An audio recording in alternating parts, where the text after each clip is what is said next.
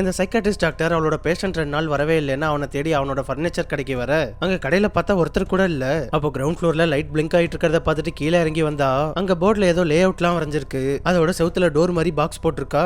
அது என்னன்னு புரியாம ஒரே குழப்பத்தோட பாத்துட்டு இருக்க. அதுகிட்ட சுத்திட்டு இருந்த ஒரு டக்குன்னு அந்த செவுத்துக்குள்ள போயிடுது. என்னடா அது ஒரே மாயாஜாலமா இருக்கேன்னு பக்கத்துல வந்து பார்த்தா அவளும் அந்த செவுத்துக்குள்ள வந்து விழுந்துடுறா. அந்த இடமே ஒரே மஞ்சள் கலரா இருக்கு. சுத்தி முத்தி பார்த்தா ஒரு பொருள் கூட இல்ல, ஒரே எம்டியா இருக்கு. யாராவது இருக்கீங்களா? ஒரே அமைதியா இருக்குன்னு மெதுவா உள்ள போனா அங்கங்க சில இடத்துல கொஞ்சம் ஃபர்னிச்சர் மட்டும் கிடக்கு. அப்போ அங்க ஒரு இடத்துல நிறைய சேர் கிடக்கிறத பார்த்துட்டு அந்த வழியா வந்தா அப்போ அங்க செவுத்துல ஏதோ ஒரு டெவிலோட ஸ்டோரி மாதிரி வரைஞ்சிருக்குங்க. என்னடா அது ஒண்ணுமே புரியல, நம்ம இப்ப எங்க தான் இருக்கோம்னு குழப்பத்தோட முழிச்சிட்டு இருக்க. அங்க இவ தேடி வந்த இந்த கடையோட ஓனர் வந்து நிக்கிறான். அவங்க கிட்ட நம்ம இப்ப எங்க இருக்கோம், இங்க என்ன நடந்துட்டு இருக்குன்னு கேட்டுட்டு இருக்கும் போதே யாரோ அங்க வர மாதிரி சத்தம் கேக்குது. அந்த சத்தம் கேட்டு டாக்டர் பயந்து போய் நின்னுட்டு இருக்க.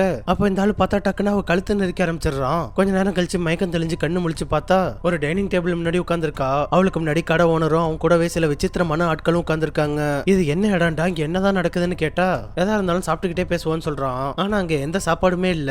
உடனே அங்க பக்கத்துல உட்காந்துருக்க ஒருத்தனோட உடம்ப பிச்சு கொடுத்து இதான் சாப்பாடுன்னு சொல்றான். இங்க நடக்கிறதெல்லாம் பார்த்தா எனக்கு ஒரே பயமா இருக்குடா, என்ன முதல்ல அவுத்து விடுன்னு சொல்ல இவனும் ஒரு வழியா ஏஞ்சி வந்து அவுத்து விடுறானா. ஆனா அப்பன்னு பார்த்து கரெக்டா அங்க பர்னிச்சர் உருவத்துல ஒருத்தன் என்ட்ரி கொடுக்குறான். அவன் கிளார்க்க கேட்ச் பண்ணி கடின்னு கடிச்சு கொடூரமா கொல்ல இவ அதை பார்த்து பயந்து போய் தலை தெறிக்க அங்க இருந்து எஸ்கேப் ஆயிடுறா. அவன் எங்க போனாலும் விடாம அவன் துரத்திக்கிட்டே வரான். அங்கேயும் இங்கேயும் ஓடி கடைசியா ஒரு ரூமுக்குள்ள வந்தா அங்க ஒரு பாதை மாதிரி போகுது. கடைசியா ஒரு கதவு மட்டும் தான் தெரியுது. எப்படியா அவன் கையில மாட்டாம அது வழியா பூந்து வெளியில வந்தா அங்க பாதையே இல்ல. கீழே எட்டி பார்த்தா கண்ணு கட்டின தூரத்துக்கு ஒரே மாதிரி ஃப்ளோரா இருக்கு. அங்க மேல சீலிங்ல ஒரு டோரும் அதுக்குள்ள போறதுக்கான ஸ்டெப்ஸையும் பார்க்க உடனே ஓடி போய் ஸ்டெப்ஸ்ல ஏறி அந்த டோரை ஓபன் பண்ணிடுறா.